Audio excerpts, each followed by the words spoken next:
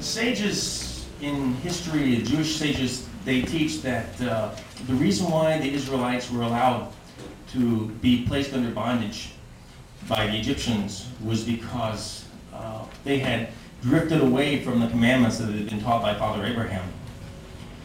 When we know from the prophets that the reason why the Israelite nation was allowed to suffer bondage from the Babylonians and the Persians was because they had become despondent in their relationship with God, and that the pagan empires were allowed to come in because the pagan influences had already been established there. Children are taught in the Hanukkah story that the reason why the Syrian army was allowed to destroy the temple was because the Jewish people had allowed the Greek philosophy and thought to infiltrate the national understanding of things, and that the Jewish people were no longer distinct as an identity as a people. Around the 2nd century, Emperor Hadrian decided that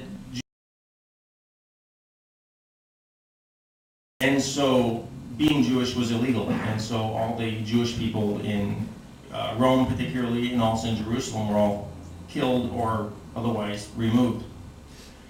The sages, the leadership, understood that this was a big problem because they knew how history had repeated itself, and they didn't want to see the same kind of thing happen.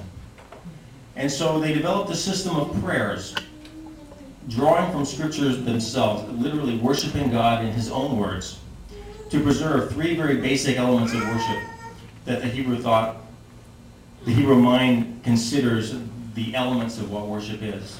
First is that when we come together to worship, we come together as one. Not as a collection of individuals with different agendas and different thoughts. We come together in singularity as the people of God.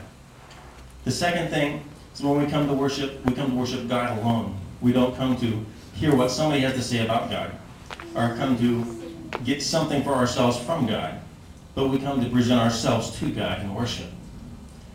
And the third element is that we recognize who it is that we're worshiping. Rabbi Gamaliel, have you ever maybe heard of him? He was the teacher of the Apostle Paul.